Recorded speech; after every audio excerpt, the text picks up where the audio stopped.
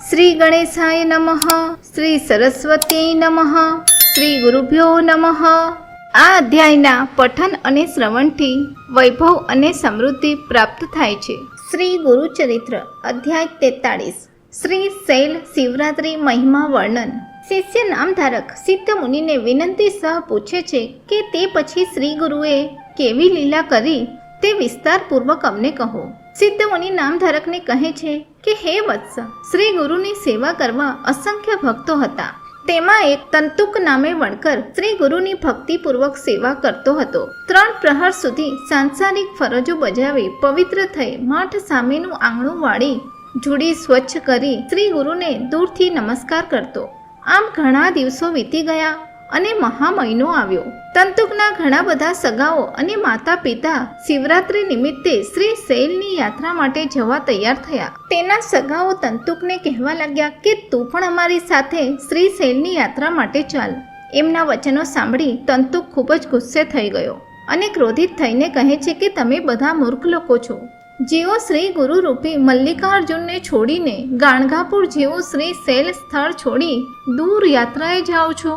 મારા મલ્લિકાર્જુન શ્રી નૃસિંહ સરસ્વતી છે અને ગાણગાપુરમાં આવેલો મઠ એ જ શ્રી શૈલ પર્વત છે। આથી હું શ્રી ગુરુના ચરણો છોડીને તમારી સાથે શ્રી શૈલ નહીં આવું। તંતુકના કુટુંબીજનો એનું વલણ જોઈ તેની મસ્કરી કરવા લાગ્યા। કહે છે કે તંતુક તો શ્રી ગુરુ પાછળ ગાંડો થયેલો છે, આપણે તેના વગર શ્રી શૈલની યાત્રાએ જઈશું। આમ તેના માતા પિતા અને ભાઈઓ યાત્રા માટે માર્ગસ્થ થયા। ગ્રામજનો અને તંતુકના કુટુંબીજનો યાત્રા માટે ગયા, પરંતુ તંતુક એકલો જ ગાણગાપુરમાં રહ્યો।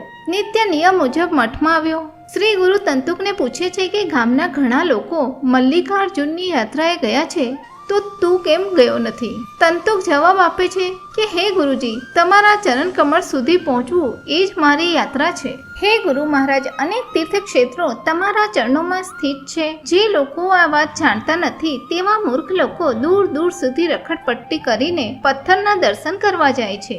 આમ કહીને તંતુકે શ્રી ગુરુને નમસ્કાર કર્યા અને નિત્ય મઠની સેવા કરવા લાગ્યો। શિવરાત્રિનો દિવસ એટલે કે મહા મહિનાની વદ 14ની વાત છે।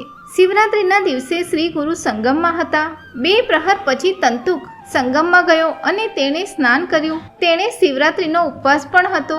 સંગમમાં સ્નાન કરી તંતુક 2 હાથ જોડી શ્રી ગુરુની સામે નમસ્કાર મુદ્રામાં ભક્તિપૂર્વક ઊભો રહ્યો। શ્રી ગુરુ તંતુકને કહે છે કે ગામના મોટા ભાગના લોકો શ્રી શૈલ પર્વત ઉપર ગયા છે, તે કદી શ્રી શૈલનો મહિમા જાણ્યો છે? બાળપણમાં તે કદી શ્રી શૈલની યાત્રા કરી છે? તંતુક હાથ જોડી જવાબ આપતા કહે છે કે મારી બધી જ યાત્રા તમારા શ્રી ચરણોમાં છે। તંતુકની શ્રદ્ધા જોઈ શ્રી ગુરુ તેને પોતાની નજીક બોલાવીને બેસાડે છે અને કહે છે કે હું તને શ્રી શૈલ પર્વતના દર્શન કરાવીશ। શ્રી ગુરુ તંતુકને કહે છે કે તું આંખો બંધ કર અને પાદુકાને દ્રઢતાથી પકડી લે। તંતુકે આંખો બંધ કરી પાદુકાને દ્રઢતાથી વળગી રહેતા શ્રી ગુરુ અને તંતુક બંને મનોવેગથી શ્રી શૈલ પર્વત પર આવ્યા। ક્ષણાર્ધમાં તંતુક અને શ્રી ગુરુ શ્રી શૈલમાં પહોંચી ગયા। શ્રી ગુરુએ તંતુકને આંખો ખોલવાનું કહ્યું ત્યારે તંતુકે જોયું કે તે શ્રી શૈલ પર્વત ઉપર આવી ગયો છે। ક્ષણાર્ધમાં લાંબી યાત્રાનો રસ્તો કપાયો, તેથી તંતુકને આશ્ચર્ય થયું। આંખો બંધ હતી ત્યારે તે ગાણગાપુરમાં હતો અને આંખો ખોલી ત્યારે તે શ્રી શૈલ પર્વત ઉપર હતો। આથી તેને થયું કે આ સ્વપ્ન છે કે વાસ્તવિકતા। શ્રી ગુરુ તંતુકને કહે છે કે તું ભ્રમિત થઈને ડાફોડિયા કેમ મારે છે? હવે હજામત કરાવીને સ્નાન કરી ત્વરિત શ્રી મલ્લિકાર્જુનના દર્શન કરવા જા। શ્રી ગુરુની આજ્ઞા અનુસાર તંતુક હજામત અને સ્નાન કરવા ગયો, જ્યાં તેની મુલાકાત તેના માતા પિતા તથા ગ્રામજનો સાથે થઈ। ગ્રામજનો તંતુકને પૂછે છે કે આમ છુપાઈને અમારી પાછળ આવવાનું કારણ શું? સાથે જ આવ્યો તો અવારનવાર અમને મળ્યો કેમ નહીં? તંતુક માતા પિતાને કહેવા લાગ્યો કે હું આજે જ 2 પ્રહર પછી નીકળ્યો છું અને અહીં શ્રી ગુરુ સાથે આવતા 1 ઘટિકા સમય લાગ્યો છે। તંતુકનું કથન સાંભળી કેટલાક લોકો હસવા લાગ્યા અને કેટલાક લોકો કહેવા લાગ્યા કે આપણી પાછળ જ તંતુક લપાઈ છુપાઈને આવ્યો છે અને અસંભવ જેવી વાતો કરી બડાઈ હાંકે છે। તંતુક વધારે સમય ત્યાં ન રોકાયો અને ગુરુ આજ્ઞા મુજબ મલ્લિકાર્જુનના દર્શન કરવા ગયો। સાથે તે પુષ્પો અને બિલ્લીપત્રો પૂજન સામગ્રી લઈ મંદિર તરફ ગયો. મલ્લિકાર્જુનના મુખ્ય મંદિરમાં તંતુક ગયો ત્યારે શિવલિંગના સ્થાને તેણે શ્રી ગુરુને બેઠેલા જોયા. તેણે શ્રદ્ધાપૂર્વક શ્રી ગુરુની પૂજા કરી. તે અતિ વિસ્મયથી જોવા લાગ્યો કે બધા જ યાત્રાળુઓ શ્રી ગુરુની ત્યાં પૂજા કરતા હતા અને શ્રી ગુરુ પણ સ્મિત વદને બધાની પૂજા સ્વીકારતા હતા. આથી તેની શ્રદ્ધા બેવડાઈ અને શ્રી ગુરુને તે શંકર માનતો હતો તે વાત સત્ય છે એવું પ્રતીત થયું. પૂજા કરીને પ્રસાદના પુષ્પ ફળ લઈને તંતુક શ્રી ગુરુ પાસે પાછો આવ્યો. શ્રી ગુરુ પાતાળ ગંગાના કિનારે બિરાજમાન હતા. શ્રી ગુરુ તંતુકને પૂછે છે કે પાછા ફરવું છે કે અહીં જ રહેવું છે. તંતુક શ્રી ગુરુને કહે છે કે મુખ્ય મંદિરમાં મેં એક આશ્ચર્યકારક ઘટના જોઈ. મલ્લિકાર્જુન શિવલિંગની જગ્યાએ મેં તમને એકલાને જોયા અને બધા યાત્રાળુઓ તમારી જ પૂજા કરતા હતા. હે ગુરુ મહારાજ, તમે ગાણગાપુરમાં નજીક હોવા છતાં આ લોકો આટલા કષ્ટ કરીને દૂર શા માટે આવે છે? હે શ્રી ગુરુ, અમારા જેવા અજ્ઞાની લોકોને તું મનુષ્ય રૂપે દેખાય છે. તારો સાચો મહિમા કોઈ જાણતો નથી. તું તો સાચે જ પરમેશ્વર છે. શ્રી ગુરુ તંતુકને કહે છે કે હે વત્સ, ઈશ્વર તો જળ ચેતન બધે જ વ્યાપી રહેલો છે, પરંતુ કેટલાક સ્થાનનો મહિમા વિશેષ રૂપે હોય છે જે ત્રિભુવનમાં અગમ્ય છે. તંતુક શ્રી ગુરુને કહે છે કે હે સ્વામી, તું પૂર્ણ બ્રહ્મનું સ્વરૂપ છે. આથી આ સ્થળનો સ્થાન મહિમા અમને વિસ્તારથી સમજાવો. શ્રી ગુરુ શ્રી શૈલ સ્થિત મલ્લિકાર્જુનનો સ્થાન મહિમા જે સ્કંદ પુરાણમાં વર્ણવ્યો છે તેના આધારે કહે છે કે મહા મહિનાની વદ 14ના દિવસે શ્રી શૈલ પર્વતની યાત્રાનો અપાર મહિમા છે. પૂર્વે આસામના ટિપ્પરા પ્રાંતમાં વિમર્શન નામનો એક પરાક્રમી શત્રુજીત રાજા રહેતો હતો. વિમર્શન રાજાને શિકાર કરવાનો ખૂબ શોખ હતો. તે બળવાન અને શારીરિક રીતે હૃષ્ટપુષ્ટ બાંધાનો હતો. તેનું મન બહુ ચંચળ હતું અને સ્ત્રીઓ પાછળ મન ભમતું હતું. વિમર્શન રાજા બધા જ પ્રકારનું માંસ આરોગતો હતો. રાજા નિત્ય ઈશ્વર પૂજન કરતો અને શિવરાત્રિના દિવસે હર્ષાન્વિત થઈ ગીત, વાદ્ય, નૃત્ય સહિત મહોત્સવમાં ભાગ લેતો. વિમર્શન રાજાની પત્નીનું નામ કુમુદવતી હતું. વિમર્શન રાજા આચારહીન હોવા છતાં શિવ પૂજન શ્રદ્ધાપૂર્વક કરતો. તેનું કુમુદવતીને આશ્ચર્ય હતું. કુમુદવતી સુશીલ અને પતિવ્રતા સ્ત્રી હતી. તે હંમેશા વિચાર કરતી કે વિમર્શન રાજા ઈશ્વર ભક્તિ કરતો હોવા છતાં પર સ્ત્રી રથ કેમ છે? દિવસો પસાર થતા એક દિવસ કુમુદવતીએ વિમર્શન રાજાને પૂછ્યું કે હે પ્રાણેશ્વર, તમે ઈશ્વર ભક્ત હોવા છતાં અભક્ષ્ય ભક્ષણ કરો છો અને પરસ્ત્રી રથ જેવા દુરાચારી છો, તેનું કારણ જણાવો. હે સ્વામીનાથ, તમારામાં ઈશ્વર ભક્તિ શા કારણે ઉપજી? વિમર્શન રાજાએ કુમુદવતી રાણીને કહ્યું કે સારું થયું તે મને પૂછ્યું. તારા પૂછવાથી મને પૂર્વજન્મ યાદ આવ્યો છે. પૂર્વે પંપા નગરીમાં હું શ્વાન યોનિમાં જન્મ્યો હતો અને પંપા નગરી વિસ્તારમાં સમય પસાર કરતો હતો. ત્યારે એક દિવસ શિવરાત્રિનો દિવસ આવ્યો. તે નગરીમાં એક શિવાલય હતું જ્યાં સમસ્ત લોકો પૂજા કરવા જતા. હું પણ શ્વાન તરીકે ત્યાં કંઈક ખાવા મળશે તે હેતુથી ગયો. ત્યાં સમસ્ત લોકો હર્ષોલ્લાસથી ગીત વાદ્યોના ધ્વનિમાં પૂજા કરતા, આરતી કરતા અને ગર્ભગૃહની પ્રદક્ષિણા કરતા. હું પણ મંદિરના પ્રવેશ દ્વારમાં કંઈક અવનવું જોવા મળશે તેવું ધારીને ગયો. મને કૂતરા તરીકે જોઈને અપવિત્ર અપવિત્ર એવું બોલીને હાથમાં પથ્થર અને લાકડી લઈને મને દર્શનાર્થીઓ મારવા આવ્યા. હું પ્રદક્ષિણાના માર્ગ ઉપર દોડતો હતો ત્યારે બારણું બંધ કરીને આ કૂતરાને પકડો, મારો એમ બોલીને લોકો પથ્થરના પ્રહાર કરવા લાગ્યા. છટકવાનો કોઈ રસ્તો ન હોવાથી પ્રાણ બચાવવા માટે હું મંદિરના ગર્ભગૃહમાં બેઠો. બહાર જવાનો રસ્તો પણ બંધ હતો અને લોકો મારી પાછળ પડ્યા. આથી હું શિવલિંગની પ્રદક્ષિણા કરતા દોડ્યો. ત્યાં સંતાવાની કોઈ જગ્યા ન હતી અને મારી પાછળ લોકો મારવા પડ્યા હતા. આથી જ્યાં રસ્તો મળ્યો ત્યાં હું દોડ્યો. કંઈક એઠું જમવા મળે તે માટે હું મંદિરમાં પ્રવેશ્યો અને પ્રાણ બચાવવા કરુણા યાચતો. આ પ્રમાણે 3 વખત મેં અંતઃગૃહની પ્રદક્ષિણા કરી અને શંકર ભગવાનની પૂજા નજરે જોઈ. પ્રવેશ દ્વાર પાસે લોકોએ એકઠા થઈ શસ્ત્ર વડે મારું મૃત્યુ નિપજાવ્યું અને મારા મૃત શરીરને મંદિર બહાર ફેંકી દીધું. આમ મને શંકર ભગવાનની પ્રદક્ષિણાનું પુણ્ય મળ્યું અને શિવ પૂજન નજરે જોવાનું પણ પુણ્ય મળ્યું. જેના થકી હે પ્રાણેશ્વરી, આ જન્મમાં હું રાજા થયો. મૃત્યુના દિવસે શિવરાત્રિ હતી અને કાંઈ પણ ખાવાનું ન મળવાથી હું ઉપવાસી રહ્યો. મને પ્રાણ ત્યાગ કરતા મને પુણ્ય મળ્યું. હજુ એક વધુ પુણ્ય મારા ખાતામાં જમા થયું. મેં શિવજીની દીપમાલા નજરે જોઈને શિવ દ્વારમાં પ્રાણ ત્યાગ કર્યો. તે પુણ્ય થકી મને પૂર્વજન્મનું જ્ઞાન થયું છે. આવો શિવરાત્રિનો મહિમા છે. હું દુરાચારી શા માટે છું તેનું કારણ પણ હું તને કહું છું. પૂર્વજન્મમાં હું શ્વાન હોવાથી સર્વ પ્રકારનું અન્ન ભક્ષણ કરતો હતો અને સર્વ સ્થળે વાસના હોવાથી તે જ સ્વભાવ આ જન્મમાં પણ આવ્યો. રાણીએ ફરી પ્રશ્ન કર્યો કે તમારો પૂર્વ વૃત્તાંત તો મને કહ્યો, હવે મારા પૂર્વ જન્મનો વૃત્તાંત પણ કહો. હે પ્રાણેશ્વર, તમે સર્વજ્ઞ છો. વિમર્શન રાજા રાણીને કહે છે કે પૂર્વ જન્મમાં તું એક કબૂતરી હતી અને અન્ન ભોજન ભક્ષણ કરી તું દિવસ પસાર કરતી હતી. એક સ્થળે માંસનો ટુકડો પડ્યો હતો. તેને ચાંચમાં ઝાલીને તે આકાશમાં ઉડાન કર્યું, જેને દૂરથી સમડીએ જોયું. તે માંસનો ટુકડો ઝૂંટવી લેવા સમડી તારી પાછળ પડી.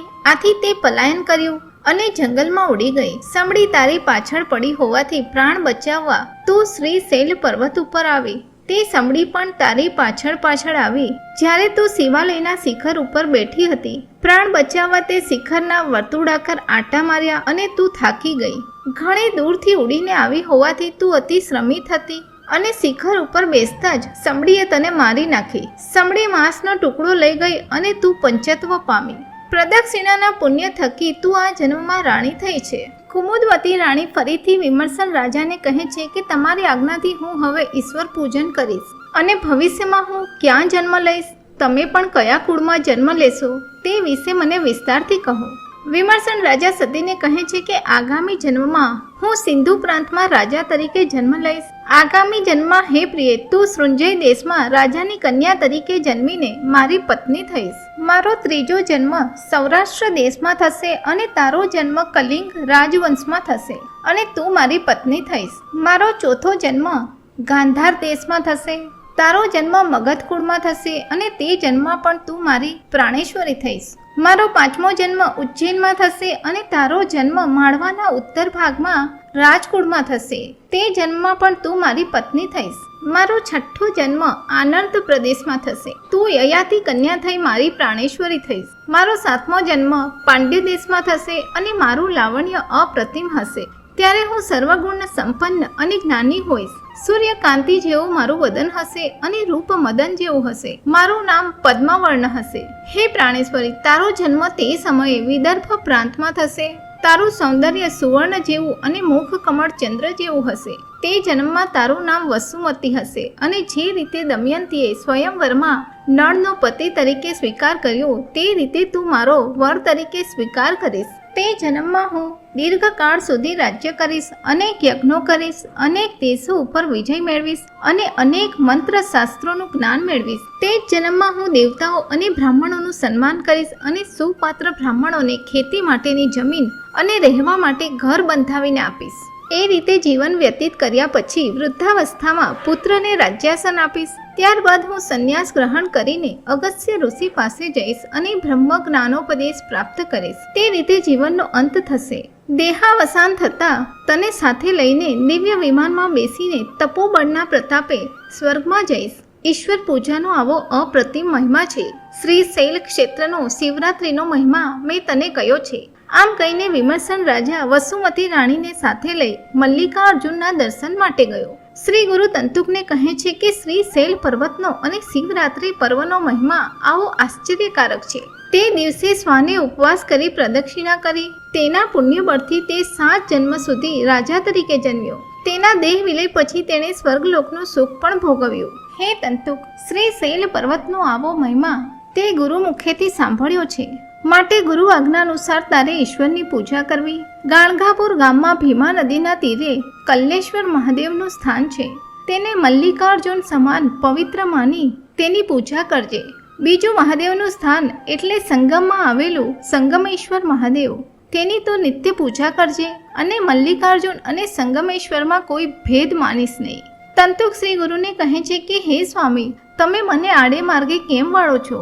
મલ્લિકાર્જુનના સ્થળે મેં તમને જ જોયા હતા.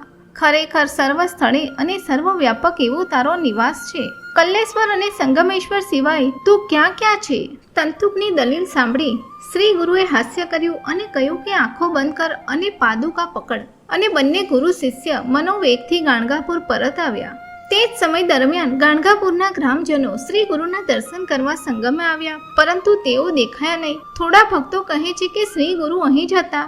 અચાનક તેઓ ક્યાં અદ્રશ્ય થઈ ગયા. શ્રી ગુરુના દર્શન ન થવાથી ભક્તો દુઃખી હતા. શ્રી ગુરુએ સંગમમાં આવી શિષ્યોને બોલાવી લાવવા તંતુકને મઠમાં મોકલ્યો અને પોતે સંગમમાં જ રહ્યા. તંતુક ગામમાં ગયો હતો ત્યારે તેણે હજામત કરેલી હોવાથી એની મસ્કરી કરતા ગ્રામજનો પૂછવા લાગ્યા કે યાત્રા કર્યા વિના હજામત શા માટે? તંતુકે ટૂંકમાં કહ્યું કે હું શ્રી શૈલ ઉપર ગયો હતો. તેણે પ્રસાદ, વિભૂતિ, બિલ્લીપત્ર તેમજ પુષ્પહાર લોકોને બતાવ્યા. આથી લોકો વધુ આશ્ચર્યચકિત થયા, કેમ કે બીજા પ્રહરે તે ગાણગાપુરમાં જ હતો. કોઈ ગ્રામજન તંતુકના વચનો અસત્ય માનવા પ્રેરાયા અને સત્ય હકીકત વિશે ઊંડાણથી પૂછતા તેણે કહ્યું કે હું શ્રી ગુરુ સાથે મનોવેગથી શ્રી શૈલ ગયો હતો. શ્રી ગુરુ હવે સંગમમાં આવી ગયા છે અને તમને સંગમમાં બોલાવવા માટે શ્રી ગુરુએ મને મોકલ્યો છે. શ્રી ગુરુ આજે સંગમમાં જ નિવાસ કરશે. કોઈ નાગરિક તંતુકને મૂર્ખ કહેતો હતો અને મનોવેગથી જવાની વાત મિથ્યા છે એમ માનતો હતો.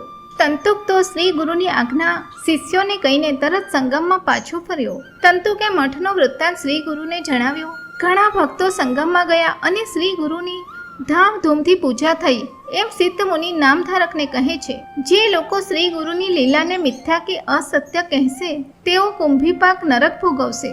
15 દિવસ પછી ગ્રામજનો શ્રી શૈલ યાત્રાએથી પાછા આવ્યા. ત્યારે યાત્રાળુએ ગ્રામજનોને તંતુક પર્વત ઉપર દેખાયાની વાત કરી. જ્યારે તંતુક તો તે દિવસે ગાણગાપુરમાં જ હતો. મનોવેગથી શ્રી ગુરુ સાથે તંતુકની શ્રી શૈલ યાત્રા સાંભળીને ભક્તો આનંદમાં ગરકાવ થઈ ગયા. સરસ્વતી ગંગાધર કહે છે કે સિદ્ધ મુનિએ નામધારકને અપાર ગુરુ મહિમાનું કથન કર્યું. તે જ ગુરુ લીલા રૂપી અમૃતનું હું નિત્ય સેવન કરું છું. શ્રી ગુરુ ચરિત્રામૃત પરમ કથા કલ્પતરુ અંતર્ગત શ્રી નૃસિંહ સરસ્વતી ઉપાખ્યાનમાં સિદ્ધ નામધારક સંવાદાત્મક શ્રી શૈલ શિવરાત્રી મહિમા વર્ણન નામનો 43મો અધ્યાય સમાપ્ત. પૂજ્ય બાપજીએ દત્ત માવનીમાં આ અધ્યાયનો મહિમા આ રીતે વર્ણવ્યો છે. નિમેષ માત્રે તંતુકે પહોંચાડ્યો શ્રી શૈલે દેખ. શ્રી ગુરુ દત્તાત્રેયાર્પણમસ્તુ. શ્રી ગુરુદેવ દત્ત.